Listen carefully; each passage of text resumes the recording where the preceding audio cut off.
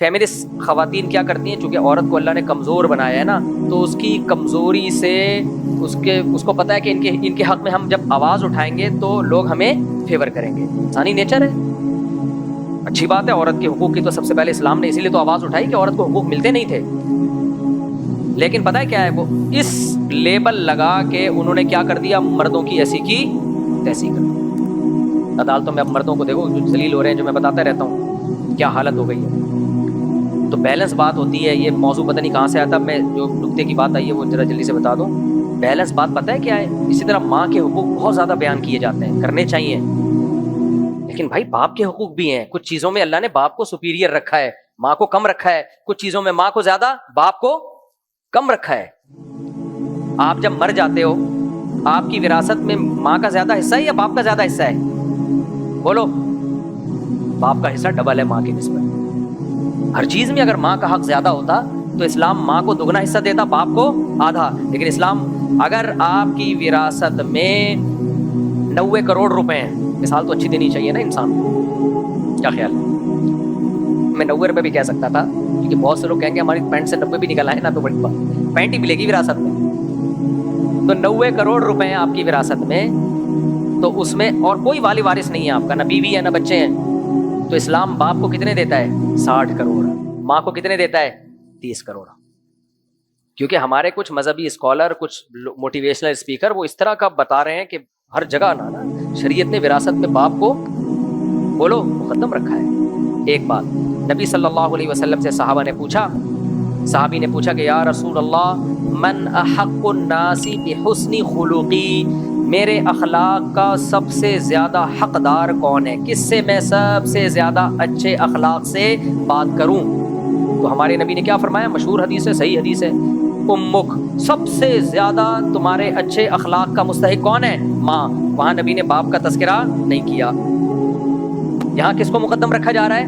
ماں کو. پھر نبی نے صحابی نے دوبارہ پوچھا ثم من, یا رسول اللہ ماں کے بعد میرے اچھے اخلاق کا سب سے زیادہ مستحق کون ہے؟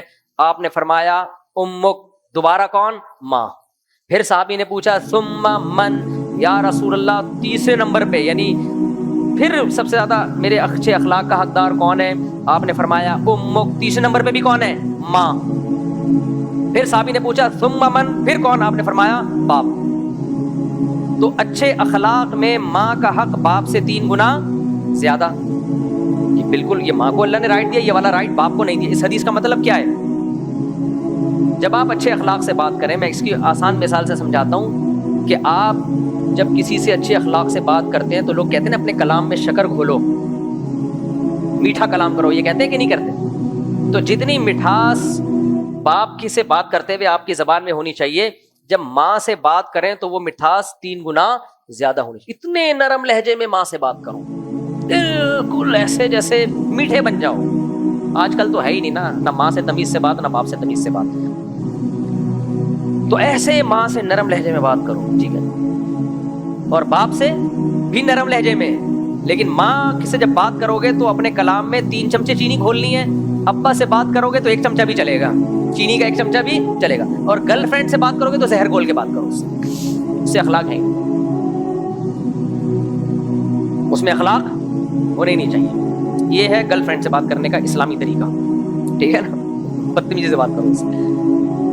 لیکن یہ حسن اخلاق میں ماں کا حق ہے, اطاعت میں نہیں ہے, اطاعت میں نہیں ہے. فقہا لکھتے ہیں کہ ماں اور باپ کی بات میں جب ٹکراؤ ہو, جب تک ٹکراؤ نہیں ہے تو ماں کی بھی مانو باپ کی بھی مانو.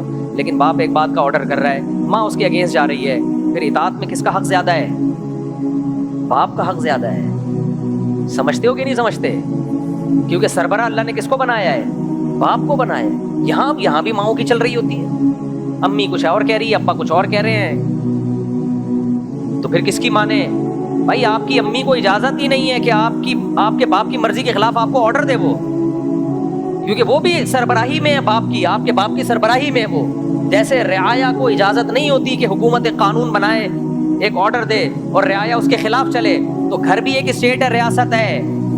تو گھر کے اندر جو رہنے والی پبلک ہے, عوام ہے, آپ کی اماں سمیت, ان کو اجازت نہیں ہے کہ سربراہ جس کو اللہ نے صدر مملکت بنا دیا گھر کا, چاہے وہ 1 کمرے کا گھر ہی کیوں نہ ہو, تو اماں کو اجازت نہیں ہے کہ صدر مملکت کے خلاف, جمشید کے خلاف کوئی بات کریں وہ. لیکن میں نے جہاں یہ بیان کیا ہے آپ دیکھو انہیں اوٹ پٹانگ قسم کے کمنٹس آنا شروع ہو جاتے ہیں، اور زیادہ تر خواتین کے آ رہے ہوتے ہیں۔ جب خواتین کے فیور میں بیان کرو، مرد کا ایک نیگیٹو کمنٹ نہیں آئے گا،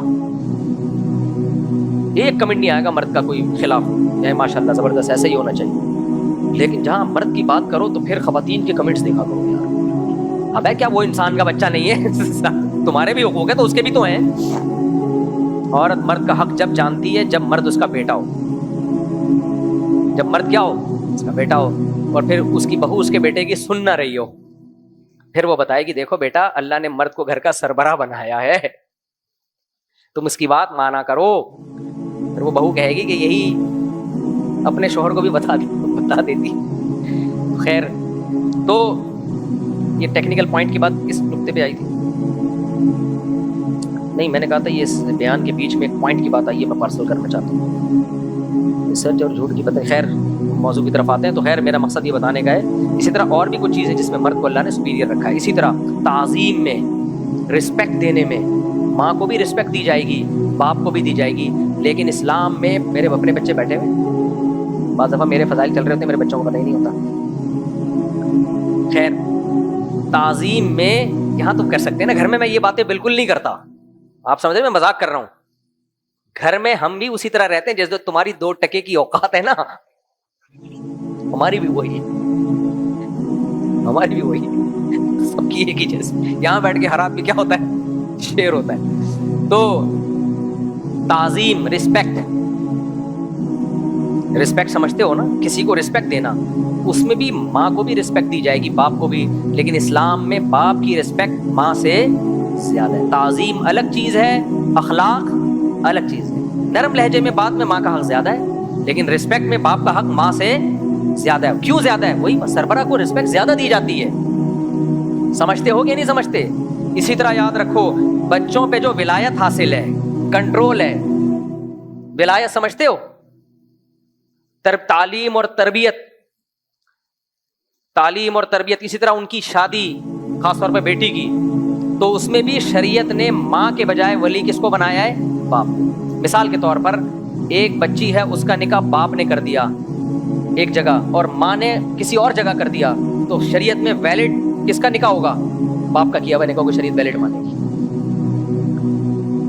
3 ائمہ کے نزدیک تو امام شافعی، امام مالک، امام احمد کے نزدیک تو باپ کی مرضی کے بغیر نکاح ہو ہی نہیں سکتا، چاہے لڑکی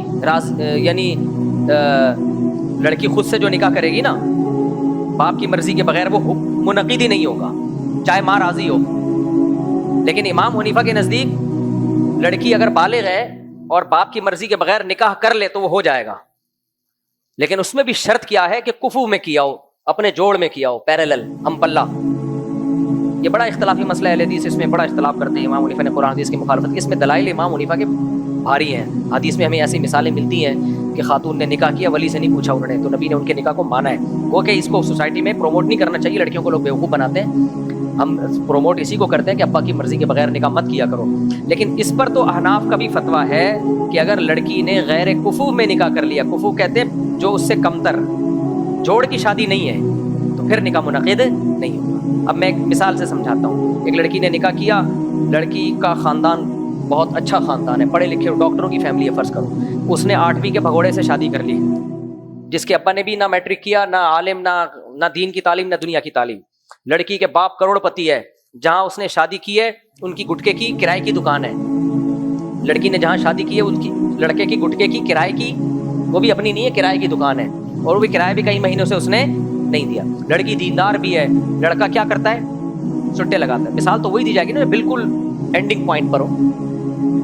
تو اب لڑکی عاقل ہے، بالغ ہے، فرض کرو 20 سال کی لڑکی ہے، اس لڑکی نے اس سے شادی کر لی، ابا راضی نہیں تھے، تو اب حنفیہ کے نزدیک بھی یہ نکاح منعقد نہیں ہوگا، حالانکہ اماں راضی تھی،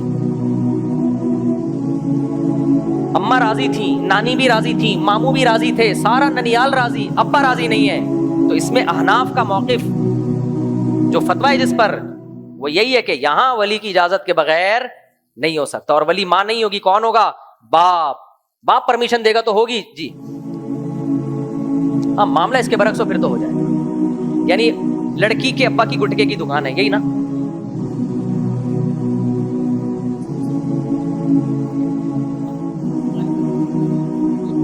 نہیں پھر بھی نہیں ہوگی. ہاں معاملہ اس کے برعکس ہو, گٹکے کی دکان ہے لڑکے کی کرائے کی, لڑکی ایک بہت اچھے خاندان کی ہے, تو لڑکی نہیں چاہ رہی کہ میں کیوں گٹکے والے سے شادی کروں بھائی, اور باپ کر دے گا تو بھی نہیں ہوگا نکاح, کیونکہ بچی کی مرضی کے, یعنی دونوں کا راضی ہونا ضروری ہے, بچی بھی راضی ہو اور باپ بھی راضی ہو. مطلب یہ ہے کہ ماں کے اسلام میں اتنے حقوق ہیں, لیکن شادی بیاہ کے معاملے میں شریعت نے ماں کو فیور دینے کے بجائے کس کو فیور دیا ہے؟ باپ کو. تو اب جو فیمنسٹ لوگ ہیں نا وہ نہیں یہ باتیں, وہ کہتے ہیں یہ دیکھو خواتین کے حقوق کے خلاف. بھائی اسلام نے دونوں کو رائٹ دیے ہیں, اس کا الگ رائٹ ہے, اس کا الگ رائٹ ہے, کیونکہ دونوں سے ہی زندگی کی گاڑی چلتی ہے. انگریز کہتا ہے تو ہی پال, ڈی این اے سے پکڑا جاتا ہے باپ, عورت کہتی ہے اس کا باپ ہے, کہتا ہے میں نہیں ہوں, جمشید سے تحقیق کروا لو جا کے. یو کے میں کیس آیا تھا نا, بی بی سی کی رپورٹ ہے, یہ ایک خاتون نے کہا یہ بندہ اس کا باپ ہے, وہ کہہ رہا ہے میں نہیں ہوں. ہمارے یہاں کوئی تصور ہے باپ بولے میرے بچے نہیں ہیں, یہ باپ تو بولتا ہے میرا خون ہے بھائی, میرا خون ہے یہ. انگریزوں میں اس طرح کے واقعات آنا شروع ہو گئے ہیں. کیس چل رہا تھا برطانیہ میں, 2-3 سال پرانی بات ہے. عورت نے کہا یہ اس کا بچہ ہے, ان لوگ کا جمشید فرض کر لو, ان لوگ کا جمشید, انگریزوں کا جمشید. جمشید کو پتا تھا میں اگر میں نے بول دیا میرا تو میں چوڑے میں آؤں گا, خرچہ کس کو دینا پڑے گا مجھے. اس کو پتا ہے میں خرچہ دے دوں لیکن میرے کسی کام کی تو اولاد ہے نہیں میرے اتنا. ان کے ہاں تو نہ. گاندھی صاحب جو مذہبی اسکالر ہیں انہوں نے فتویٰ دے دیا کہ ماں باپ کی اطاعت لازم نہیں ہے. تو وہاں کے جب مذہبی اسکالرز کا یہ حال ہے کہ ماں باپ کی اطاعت لازم نہیں ہے, تو انگریزوں کا کیا حال ہوگا خود سوچو, جو مذہبی ہے ہی نہیں. ایسے آزاد سوسائٹی چل رہی ہے مارکیٹ میں. تو وہاں باپ کو یہ کہہ دینا کہ یہ میرا ہے, اس میں باپ چوڑے میں آتا ہے, اس کو پتا ہے سارا خرچہ کس کا ہے, میرا, اور مجھے اس سے ملے گا کچھ بھی نہیں, یعنی میری اطاعت تو کرے گا نہیں ہے. تو رزلٹ کیا نکلتا ہے؟ تو پھر ہوتا یہ ہے کہ بہت سے کیسز ایسے آتے ہیں, وہ جمشید کہتے ہیں میرا نہیں ہے. تو خاتون نے کیس کیا تھا کہ یہ جمشید کا ہے, انگریزوں کا جمشید جو بھی تھا. جو جمشید نے بولا میرا نہیں ہے, کورٹ نے کہا آج رات میدان میں تیرا ڈی این اے کریں گے, پکڑ کے تجھ پہ خرچہ ڈالیں گے. جب ڈی این اے کیا تو غفار صاحب کا نکلا, اب وہ جمشید کا نکلا, وہ کسی اور کا نکلا. غفار بلا وجہ چوڑے میں آ گیا, اس کو بلایا گیا تیرا بچہ ہے, کہا یار بھائی میرا نہیں ہے. انہوں نے کہا ڈی این اے کی رپورٹ یہ بتا رہی ہے کہ کس کا ہے. جمشید کا بھی تھا لیکن یہ والا نہیں تھا, جمشید کا بھی تھا لیکن اب خاتون نے دوبارہ کیس نہیں کیا ہوگا کہ ایسا نہ ہو یہ بھی جمشید کے علاوہ کسی اور کا نکلا. یہ تہذیب وغیرہ وغیرہ کی بات ہے. خیر, تو جب یہ فیمنزم بہت زیادہ پھیل جائیں گی نا تو ہمارے سوسائٹی میں بھی یہی ہوگا. تو خیر میں بات کو جلدی سے سمیٹتا ہوں. کیا بات چل رہی تھی جہاں سے ٹاپک شروع کیا تھا؟ ٹاپک ہی ختم ہو جاتا ہے یار.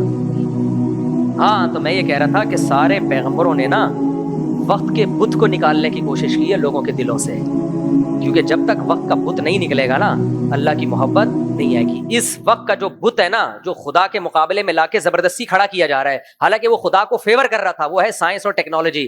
یہ سب چیزیں خدا کے وجود کو ثابت کرتی ہیں. عقل کے چشمے سے جب دیکھو تو اس سے اللہ کا قرب ملتا ہے. تبھی تو قرآن نے کتنی ساری مادی چیزوں کے حوالے دیے ہیں نا, کہ کائنات میں غور و فکر کرو. اس سے پتہ چلتا ہے کائنات میں غور و فکر کر کے انسان خدا سے دور نہیں ہوتا بلکہ خدا کے قریب ہوتا ہے. لیکن مادہ پرست لوگوں نے اسی کائنات میں غور و فکر کر کے اس کو خدا کے خلاف استعمال کرنا شروع کر دیا ہے. تو میرے بھائی جب تک اس بت کو ہم آپ کے دل سے نہیں نکالیں گے آپ کے دل میں اللہ کی محبت نہیں آئے گی. تو اس لیے میں یہ جو ہمارے دیسی لبرل لوگ ہیں نا, جو سائنس کے نام پہ ٹھش پش مارتے رہتے ہیں اور لوگوں کو علماء سے بدگمان کرتے ہیں اور مذہب سے بدگمان کرتے ہیں, میں اس لیے ان پہ اتنا زیادہ بولتا ہوں کہ یہ بت جب تک تمہارے دلوں سے نہیں نکلے گا اس وقت تک اسلام سمجھ میں نہیں آئے گا, نہ اسلام کی محبت ہوگی.